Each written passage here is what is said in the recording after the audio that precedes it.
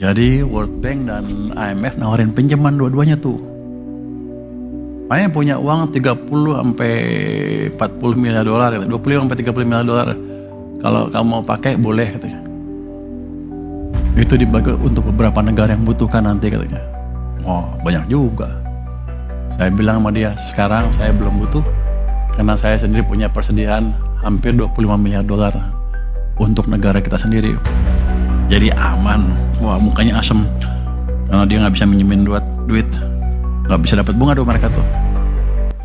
Ini benar-benar gila teman-teman. IMF dan Bank Dunia tiba-tiba muka asam di hadapan Menteri Keuangan Purbaya Yudi Sadewa. Jadi begini ceritanya.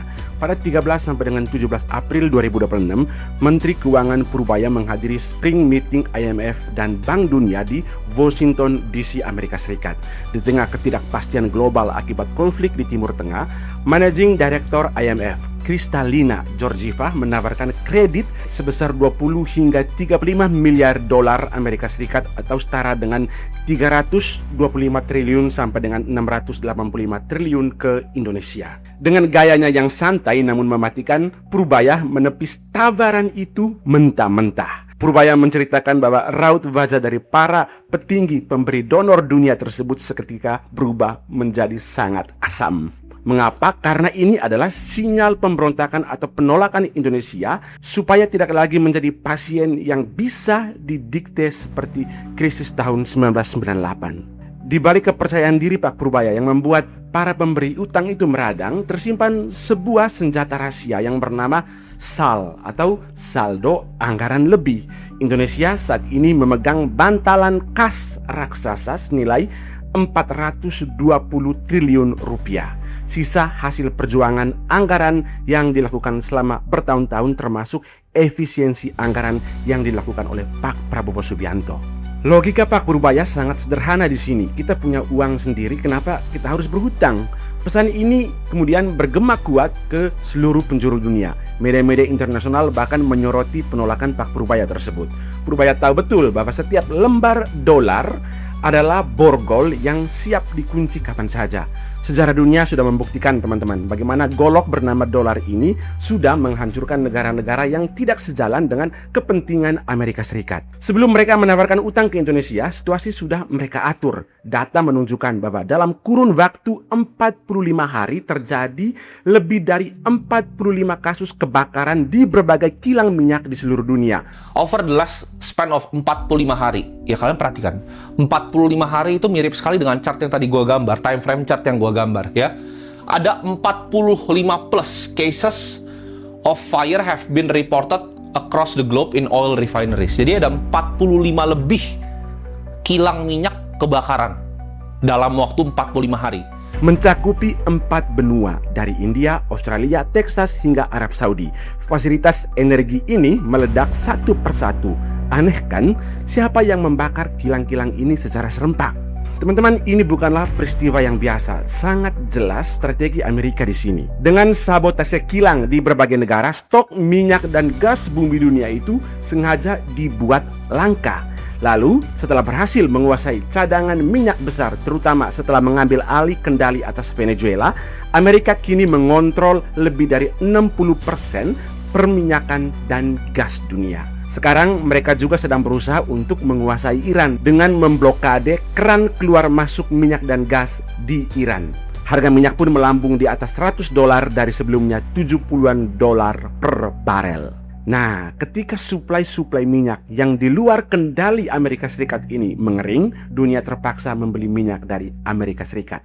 Masalahnya, minyak itu hanya bisa dibeli dengan dolar atau petrodolar. Teman-teman tahu tidak? Mewajibkan negara-negara untuk membeli minyak dengan dolar adalah taktik Amerika Serikat agar mata uang mereka selalu dipakai dan menciptakan ketergantungan dunia pada dolar.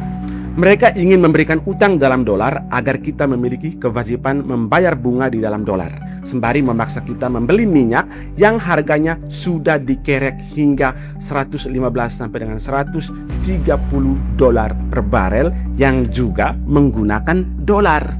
Kita sudah melihat bagaimana golok dolar ini bekerja mencekik negara-negara yang kepentingannya tidak sejalan dengan hegemoni Amerika Serikat. Di Irak misalnya, Saddam Hussein mencoba menjual minyak menggunakan mata uang euro sebelum akhirnya negaranya diinvasi oleh Amerika Serikat. Kemudian ada Libya, teman-teman. Muammar Gaddafi digulingkan setelah ia merancang pembuatan mata uang dinar emas Afrika untuk menggantikan dolar dalam transaksi minyak. Lalu ada Chili. Di Chili, sejarah sudah mencatat penggunaan sabotase ekonomi untuk membuat ekonomi dalam negeri berteriak guna menggulingkan pemerintahan yang tidak sejalan dengan hegemoni atau kepentingan Amerika Serikat. Lalu ada Panama, Nicaragua, sering menjadi sasaran intervensi ekonomi dan militer untuk memastikan jalur perdagangan dan kontrol finansial tetap di bawah kendali dolar. Argentina bahkan sampai hari ini menjadi pasien tetap IMF yang kedaulatan ekonominya didikte oleh syarat-syarat kreditur dolar yang mencekik.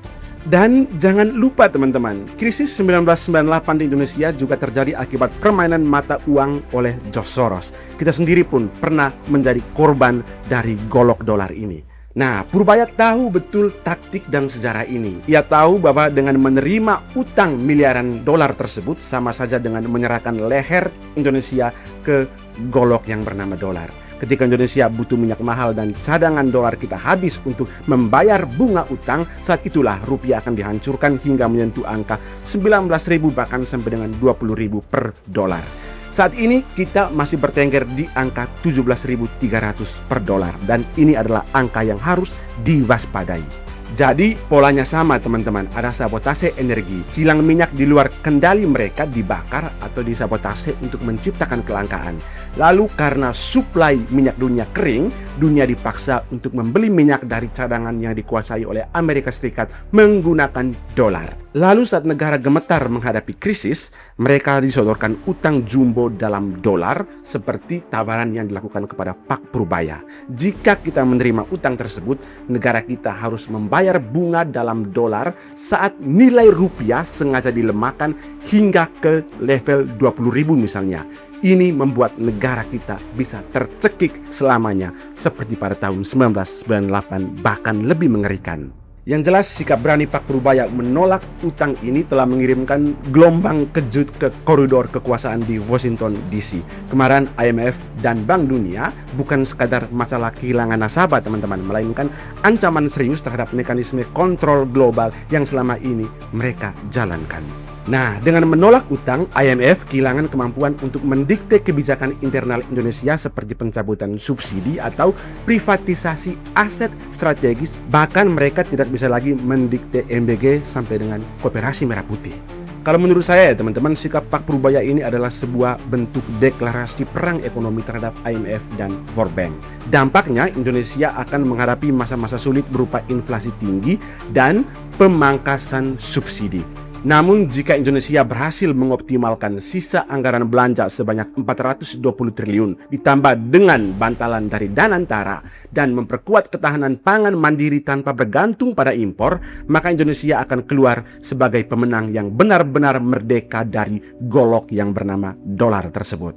Langkah selanjutnya bagi Amerika adalah memicu instabilitas internal melalui harga pangan. Tak hanya itu, mereka juga berusaha untuk menjatuhkan kepercayaan rakyat terhadap pemerintah agar menciptakan kaos di dalam negeri. Setiap letupan-letupan kecil di daerah bisa berpotensi menjadi letupan nasional yang mengarah ke peristiwa 1998. Jadi, siapkan akal sehat, jangan terprovokasi dan verifikasi berita-berita hoax yang tersebar di berbagai platform media sosial. Sudah terlalu lama sumber daya ekonomi kita, sumber daya alam kita dikuasai oleh pedagang-pedagang yang saya pertanyakan nasionalisme mereka. Kita kasih konsesi tambang, kita kasih konsesi perkebunan, kita kasih lagi kredit dari bank pemerintah, bank milik rakyat. Tapi mereka begitu berhasil, hasil usahanya tidak ditempatkan di Indonesia. Sebagai mandataris, sebagai yang diberi kepercayaan oleh rakyat Indonesia, saya juga tidak mau meneruskan hal-hal seperti ini. Saya menginginkan sumber kekayaan bangsa Indonesia harus di tangan bangsa Indonesia dan harus dinikmati oleh rakyat Indonesia.